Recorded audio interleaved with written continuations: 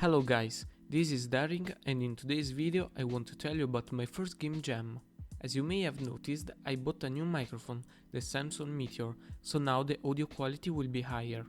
I started many projects but never actually finished one, so I thought that maybe subscribing to a game jam competition will help me. I entered the God of Wild Jam 40, mainly because it's the game engine that I use. I had to create a game in 9 days, using only assets that I made or public assets. I was really determined before it started, but when I saw the team I was a bit disappointed. The team was cozy, and since I didn't know what the fuck a cozy game was, I tried to search it and the first thing I found was Animal Crossing. So I had to make a game that make you feel cozy or comfortable.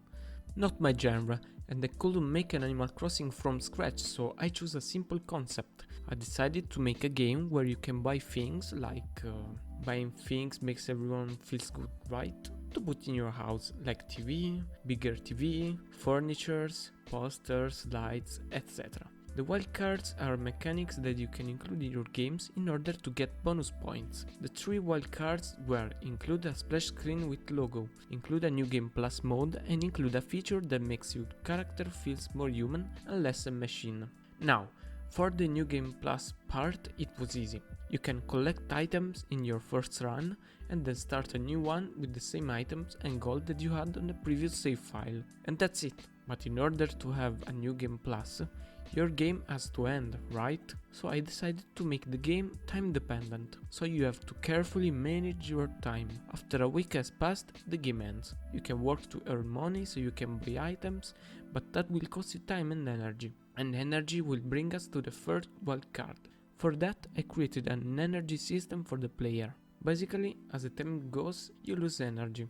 To recharge energy, you can cook at home or you can go to the restaurant where you have to pay to have a bigger energy boost. But you can also go to bed.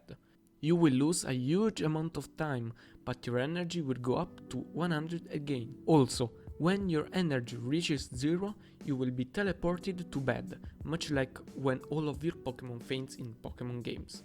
I know, not the most original concept, but I had a short time span to make it and I couldn't work 24/7 on this. Now, let's talk about the development part. I created right away a board on Trello.com. I always use it when I need to plan something to do and keep track of my progresses. After that, I searched on Google some retro game spreadsheet for my character, so I could focus more on the other things and come back at it later. After that, I tried to create tiles with Sprite, a powerful tool for creating pixel arts. I spent almost 2 days of work creating basic tiles for the house and the starting furnishings like the big table, the TV, the desk and so on. Then I created the script that contains the game variables and the player script. I didn't want to lose time and I expected my game to be very small, so I used a single scene for the game. Thanks to that, I implemented the warps like teleport. Instead of changing into an overworld scene, it teleports you to a fixed position set in the code. The next thing to do was to create the outside world, so I wasted another 2 days doing houses, shops, streets and lights for the night. After implementing the day-night system, I created a simple energy system and a little window in the upper right corner of the screen that keeps track of the time and energy. Now that all of this is done, it was time to work on the more difficult tasks: the shop, the dialogue system, the save new game plus, the overworld sprite and all of the other 20 items that I had yet to make. I had 3 days left, so I had to get to work right away. I created a list of 20 items on the notepad, then inserted it into the GameVar script. After that, I designed a simple text box and a background for the shop's item list. For the shop, I didn't want to spend too much time on a long item list with a vertical scrollbar, so I put 4 different items every day for the first 5 days and I put some old items on Saturday and Sunday. For the pizza shop, I used the same UI, but the 4 items are fixed. Then I added the text box and programmed it to display interactions with items, such as bed for sleeping or table for saving, but also to display information about the item selected in the shop or pizza shop.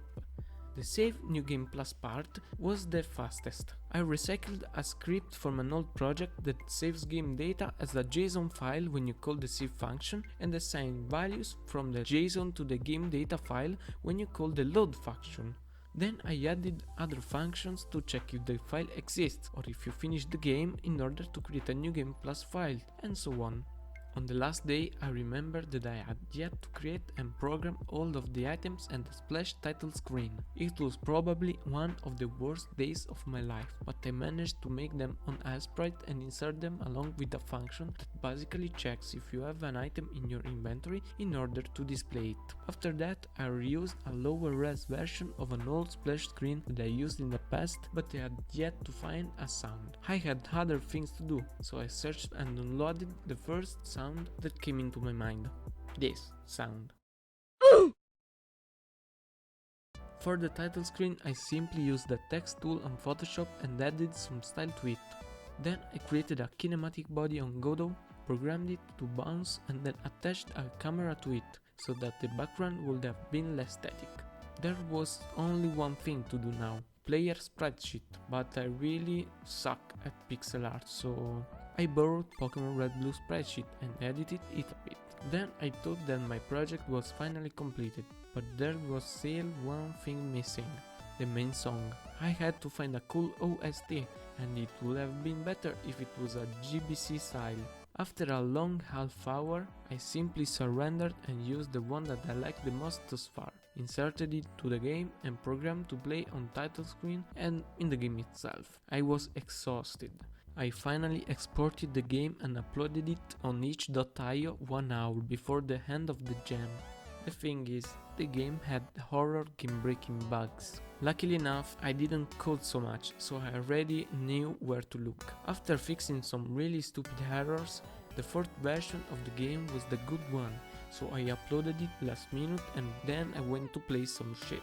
After submitting the game, you had to wait 4 days for the votation to end. In the end, I ranked 29th out of 52. I was totally expecting that, but I ranked 13th on the graphics, so I had a little comfort in that.